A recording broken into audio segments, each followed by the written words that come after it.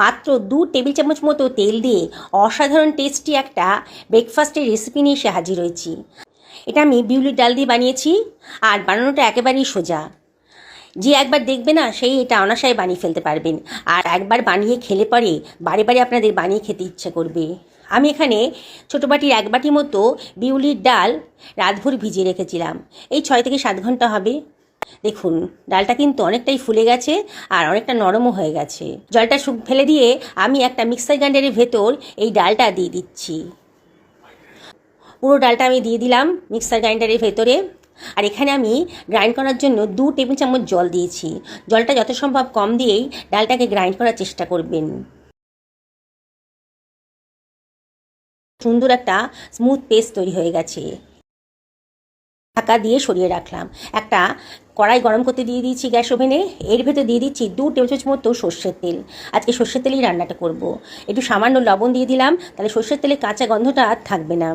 এর ভেতর দিয়ে দিচ্ছি 1/2 টেবিল চামচ মতো সর্ষে দানা। এখানে আমি কালো সর্ষে দানাই দিলাম। আর দিয়ে দিচ্ছি খানিকটা রসুন কুচি। আমার কাছে কারি পাতা ছিল না, আপনাদের কাছে কিছু কারি পাতা থাকে তাহলে দিয়ে দেবেন। টেস্টটা খুব সুন্দর আসবে, গন্ধটাও খুব সুন্দর আসবে। এবার রসুন আর সর্ষের দানাটাকে আমি একটুখানি ফ্রাই করে নিচ্ছি। সুন্দর একটা গন্ধ বেরোতে শুরু করেছে আর সর্ষের দানাটাও চটপট করে উঠেছে। এবার আমি দিয়ে দিলাম গ্রেট করে রাখা 1 টেবিল চামচ মতন আদা। এবার আমি দেখুন একটা বড় সাইজের আলুকে কুচি কুচি করে কেটে নিয়েছি। তারপরে জল দিয়ে ভালো করে ধুয়ে রেখেছিলাম, সেটা আমি দিয়ে দিলাম। দিয়ে একটু নাড়াচাড়া করে নিচ্ছি। গ্যাসের ফ্লেমটা হাইতে রেখেছি। একটু নাড়াচাড়া করে নেবো। আলুর কালারটা দেখুন আস্তে আস্তে কিন্তু চেঞ্জ হয়ে যাচ্ছে, মানে আলুর কাঁচা ভাবটা চলে যাচ্ছে।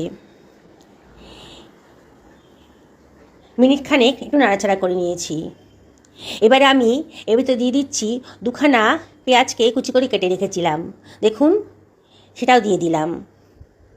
দিয়ে আবারও আমি সব কিছু ভালো করে মিশিয়ে নেব। পেঁয়াজ আর আলু ভালো করে একটু ভাজা ভাজা মতো করে নিচ্ছি। অনবরত কিন্তু নাড়তে হবে, নাহলে কিন্তু পোড়া লেগে যেতে পারে, তখন আর খেতে ভালো লাগবে না। এবারে আমি এর ভেতর দিয়ে দিচ্ছি লবণ। এখানে আমি 1/2 টেবিল চামচের থেকে একটু বেশি লবণ দিলাম। আপনারা কীরকম পরিমাণে বানাচ্ছেন সেই অনুযায়ী লবণটা দেবেন। আর এখানে 1/2 টেবিল চামচ হলুদের গুঁড়ো দিয়ে দিলাম। এখানে দিয়ে দিচ্ছি 1/2 টেবিল চামচ ধনের গুঁড়ো, 1/2 টেবিল চামচ জিরের গুঁড়োও দিয়ে দিলাম। আর দিয়ে দিচ্ছি 1/2 টেবিল চামচ লঙ্কার গুঁড়ো। সমস্ত বেসিক মশলা, এটা প্রত্যেকের বাড়িতেই এই বেসিক মশলাগুলো থাকে। এইসব মশলা দিয়ে আজকে রেসিপিটা বানানো হয়ে যাবে। সব কিছু খুব ভালো করে মিশিয়ে নিচ্ছি। এই রেসিপিটা বানাতে গেলে বাইরে থেকে কিছুই কিনতে হবে না, ঘরে থাকা সমস্ত উপকরণ দিয়েই কিন্তু এটা বানানো হয়ে যাবে। সব কিছু খুব ভালো করে মিশিয়ে নিয়ে একটু নাড়াচাড়া করে নিচ্ছি, মানে একটু ফ্রাই করে নিচ্ছি। এবারে আমি এর ভেতর দিয়ে দেবো 2টো টমেটোকে একেবারে গ্রাইন্ড করে রেখেছিলাম, সেটা দিয়ে দিলাম। আর গ্রাইন্ডারটা ধুয়ে অল্প জলও ভেতর দিয়ে দিলাম। দিয়ে আবারও সব কিছু খুব ভালো করে মিশিয়ে নিচ্ছি। অনবরত কিন্তু নাড়তে হবে, আর এক্সট্রা কোনো জল দেওয়ার প্রয়োজন নেই এখনও। সব কিছু খুব ভালো করে মিশিয়ে নিচ্ছি। টমেটোর এই যে রসটা আছে তাতেই কিন্তু আলুটা আর পেঁয়াজটা নরম হয়ে যাবে, আলুটাও কিন্তু সেদ্ধ হয়ে যাবে। এবারে আমি এর ভেতরে দিয়ে দেব কতগুলো কাঁচা লঙ্কা কুচি। লঙ্কাটা কিন্তু আপনাদের নিজেদের পছন্দ মতো দেবেন। আর 1 টেবিল চামচ মতো এখানে আমি দিয়ে দিচ্ছি কিচেন কিং মশলা। আপনাদের কাছে কিচেন কিং মশলা যদি না থাকে তাহলে যে কোনো নুডলসের মশলাও দিতে পারেন, আর তাও যদি না থাকে তাহলে গরম মশলাও দিয়ে দেবেন। দিয়ে সব কিছু খুব ভালো করে মিশিয়ে নিচ্ছি। দেখুন, আমার দেখেই মনে হচ্ছে পুরোটা কষানো হয়ে গেছে। আমি একটু ঢাকা দিয়ে এগুলো একটু রান্না করে নেব। মিনিট 2-3 একটু ঢাকা দিয়ে মিডিয়াম টু লো ফ্লেমে রান্না করে নিয়েছি। দেখুন কালারটা, দেখুন, দেখেই মনে হচ্ছে আমার আলুটা সেদ্ধ হয়ে গেছে। তাও একটু চেক করে দেখে নিতে হবে যে আলুটা সেদ্ধ হয়েছে কি না। কালারটা দেখুন, আলুটা 80% মতো সেদ্ধ হয়ে গেছে। কালারটাও খুব সুন্দর এসেছে। এবারে আমি এর ভেতরে দিয়ে দিচ্ছি একটুখানি তেঁতুল গোলা। তেঁতুলের 2-3টে দানাকে একটু জলে গুলে রেখেছিলাম, সেটা দিয়ে দিলাম। এটা দিলে পরে কিন্তু দারুণ সুন্দর একটা টেস্ট আসবে, একটু টকটক হবে, খেতে খুবই ভালো লাগবে। আবারও সব কিছু ভালো করে মিশিয়ে নিচ্ছি। এবারে আমি এর ভেতর দিয়ে দিচ্ছি 1 লিটার জল। এই বোতলের মাপটা 1 লিটার জল আছে, এই জলটা পুরোটাই আমি দিয়ে দেবো। আপনারা হয়তো ভাবছেন যে এতটা জল কেন দিলাম। আপনারা বুঝতেই পারবেন রেসিপিটা বানানোর সময় যে কতটা জলের প্রয়োজন আছে। আমি আবার সব কিছু খুব ভালো করে মিশিয়ে নিচ্ছি।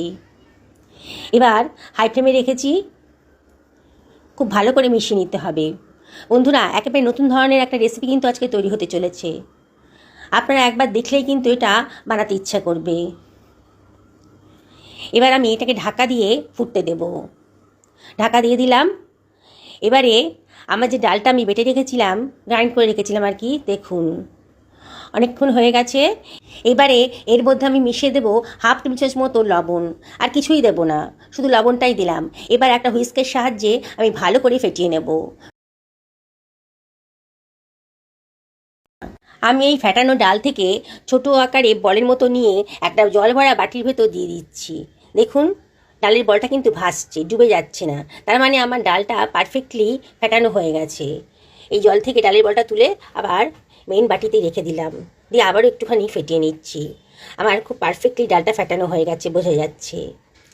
আমার দেখুন ঝোলটা কিন্তু ফুটতে শুরু করেছে, টকবগিয়ে ফুটছে। আবার একটু নাড়াচাড়া করে দিচ্ছি। এবার ডালের যে ব্যাটারটা আছে সেই ব্যাটার থেকে আমি ছোট ছোট বলের আকারে নিয়ে এই গরম ঝোলের ভেতর দিয়ে দিচ্ছি। ডালের বলগুলো কিন্তু একটাও ডুবে যাচ্ছে না, সবই কিন্তু ভেসে উঠেছে। আমি ছোট ছোট বলের আকারে পুরো ব্যাটারটাকেই বলের আকারে দিয়ে দিচ্ছি। বন্ধুরা, যারা আজকে আমার চ্যানেলে প্রথম দিন, তাদেরকে রিকোয়েস্ট করব আমার চ্যানেলটা সাবস্ক্রাইব করার জন্যে। পাশে থাকা বেল আইকনটা অবশ্যই ক্লিক করে দেবেন, তাহলে আমার রান্নার নোটিফিকেশানটা আপনারা চটজলদি পেয়ে যাবেন। নিত্য নতুন রান্নার রেসিপি দেখার জন্যে আমার চ্যানেলটাকে আপনারা অবশ্যই সাবস্ক্রাইব করবেন, এটাই আমি আপনাদের কাছে রিকোয়েস্ট করব। আর যারা ফেসবুক থেকে দেখছেন তাদেরকে রিকোয়েস্ট করব আমার পেজটা ফলো করার জন্যে। সমস্ত ব্যাটার থেকে বলের আকারে আমি দিয়ে দিয়েছি গরম ঝোলের ভেতর।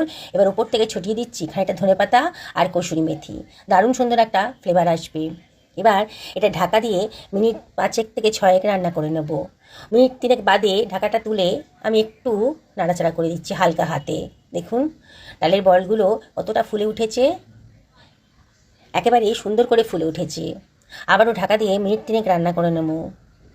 3 মিনিট বাদে দেখুন আমার কিন্তু হয়ে গেছে, দারুণ সুন্দর কালারটা এসছে। আর এটা কিন্তু খুবই টেস্টি আর হেলদি রেসিপি আজকে তৈরি হয়ে গেল অল্প খরচের মধ্যে। আমি 2 টেবিল চামচ মতো তেল এটা ইউজ করেছি। আপনারা যদি মনে করেন তাহলে আরও কম তেলে কিন্তু এটা তৈরি করতে পারবেন। দেখুন এর কালারটা দেখেই কিন্তু খেতে ইচ্ছে করবে। দেখুন বন্ধুরা, আমার রেসিপিটা তৈরি হয়ে গেছে। আমি ওপর থেকে একটু ধনেপাতা ছিটিয়ে দিচ্ছি। নতুন ধরনের রেসিপি অবশ্যই বাড়িতে একদিন ট্রাই করবেন, আর আমাকে কমেন্ট করে জানাবেন যে আপনাদের কীরকম লাগলো। দেখুন যাকে খাওয়াবেন না সেই কিন্তু দারুণ খুশি হয়ে যাবে। সকালে ব্রেকফাস্টেই বলুন কিংবা রাতের ডিনারেই বলুন, এটা অবশ্যই একদিন বানিয়ে খান। দেখুন ডালের বলগুলো কতটা সফট হয়েছে, আমি কেটে দেখাচ্ছি আপনাদেরকে কতটা সফট হয়েছে। মুখে দিলেই কিন্তু মিলিয়ে যাবে। নানান ধরনের রেসিপি তো আপনারা খেয়েছেন বিউলির ডাল দিয়ে, আজকে আমার মতন করে বানিয়ে খান আর অবশ্যই কমেন্ট করে জানাবেন। দেখুন কতটা নরম তুলতুল করছে। বললাম তো একবার যদি বানান না বারে বারে বানিয়ে খেতে ইচ্ছে করবে। সকলে ভালো থাকুন এই কামনা করে ভিডিওটা শেষ করলাম। নমস্কার।